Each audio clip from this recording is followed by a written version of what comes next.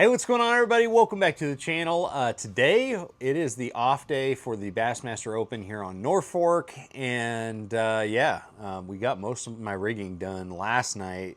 Did a little bit of rigging this morning, trying to beat the storms. We've got some pretty severe weather coming our way, which is something that we're closely watching. We've been sitting in the living room here, just kind of watching everything because we've not only got the risk of a bunch of tornadoes today. Like Matt Steffen's doing some Walmart visits right now for Bridgeford, and he called me saying that the folks there at Walmart said that they're under a Torcon 9 level of threat, which is the first time I've ever heard that term.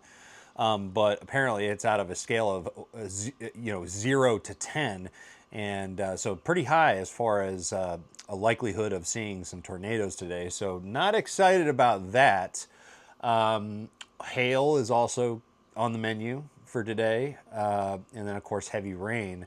But really the thing that more so than a tornado concerns me about the next few days is that we've got what they're calling generational flooding. So like the way that the meteorologists are putting it, this is a once in 100-year a statistical type of flooding. So like the flooding that we're potentially going to experience in the mountain home area and the surrounding areas, it statistically speaking only comes around once in 100 years. That's pretty worrisome. I mean, I'm not worried about it from a fishing aspect, but to be honest, this is probably one of the most problematic areas that I can think of for trying to get out and get back home. If we do have Thursday and Friday of this tournament, I'm not worried about tomorrow, Thursday, at all. Because it's going to be a lot of rain, but the system should be able to handle it just fine. It's really once you get into Friday night and Saturday, just all that accumulation of rain, I think, is going to become an issue. And there's a lot of small roads. Like, I really don't know any major freeway that I could hit to get out of here and go back home to Dayton. There's a lot of like those low-lying, country roads that, when you dip down into like a gully somewhere, high risk of flooding. And so it's going to make it difficult to get home. So I'm closely watching that. And the fact that we're right here on the White River. I mean, I'm not sure exactly what to expect as far as that goes. Obviously, this stretch of the White River is highly dependent on what they're doing at Bull Shoals.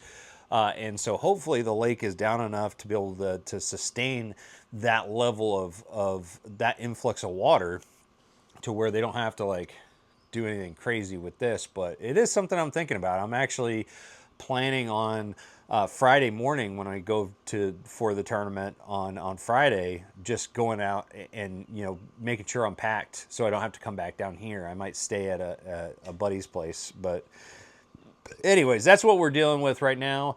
I can hear the thunder starting to rumble out there, and I think in the next hour or two is when it really is going to start getting hairy. So we're going to be watching out for some tornadoes. I feel pretty good about this area just being so down here in this kind of like gully, this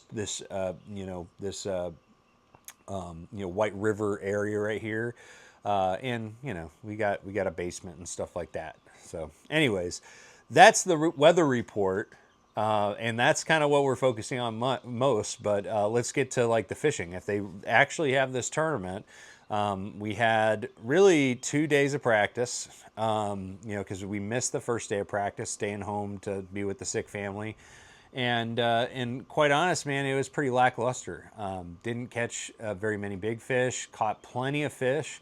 The fish, catching a limit, I don't think is going to be the biggest issue because they have a 13-inch size limit for all the species of fish. At least that's what it says in the information packet. I've had some people reach out that fish tournaments out on Norfork, and they're saying that usually that's just for the spots.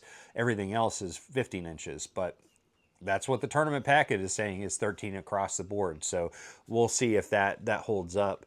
But yeah, I don't think it's going to be a problem catching a limit. I caught them on a variety of different baits. You know, I'm more so a shallow water power fisherman, so I caught a lot of fish on shallow water power fishing reaction style techniques. Fishing real traditional pre-spawn type areas, transition banks and secondary points, pockets with, you know, with influx of water, that sort of stuff. But also spent a good amount of time trying to, you know, get the scoping thing going. Ooh, we're getting some wind. If it's like super muggy right now, which is exactly, you know, what you'd expect pre-front. Now we're starting to get a little bit cooler temperatures. But anyways, did a little bit of scoping. I've got one area that probably has the best potential of any of the scoping stuff that I found. It's got, you know, hundreds of fish roaming around. A lot of them bass. Most of them are bass, I think. And caught my biggest one, which it wasn't saying much. It was like 2 3/4. And there's a ton of fish in that size class there. So really the biggest challenge that I have is getting them to bite. It was super, super difficult to get even that fish to bite, or the 2 or 3 others that I caught the day that I found it. And so I don't know. I'm going to probably start there tomorrow to start the tournament. And you know, if I feel like I can catch a fish an hour, like a good, decent quality fish an hour, I might stay there and just throw all my eggs in the scoping basket. Otherwise, if I don't feel like I'm able to get it dialed enough to where I'm getting the bites, I'm probably just going to run a shallow water, you know, pre-spawn pattern, you know, reaction baits and things like that. Spinner baits, chatter baits, crank baits, swim baits, all that stuff.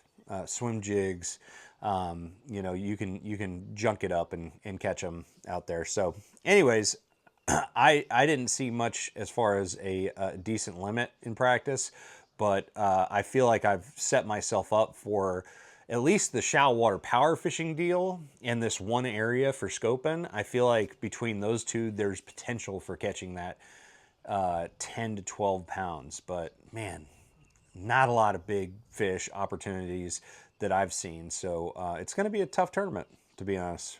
But anyways, guys, that is the report. The weather is what really, really concerns me. The flooding is the big deal. When they talk about generational flooding, that's some strong verbiage. In fact, we'll close out this video sharing the warning that the Weather Channel app and all the other apps has for the flood watch here. So here's the impacts of this flooding. Excessive runoff from an extremely rare multi-day heavy rainfall event is expected to result in the flooding of rivers, creeks, streams, and other low-lying flood-prone locations. Extensive, rare, and at times catastrophic flash flooding is likely if forecast rainfall totals are realized. Flash flood water levels may reach areas that rarely or have never flooded before, in addition to the threat faced by low-lying areas. The potential for rare flash flooding may pose a significant threat to life and property. That is some pretty serious verbiage. In light of what happened, you know, just recently, last fall in North Carolina and Eastern Tennessee, I think that we've got to take it seriously. So we're going to take it seriously, believe me. Hear that thunder, man. It's just the sound of, you know, impending doom.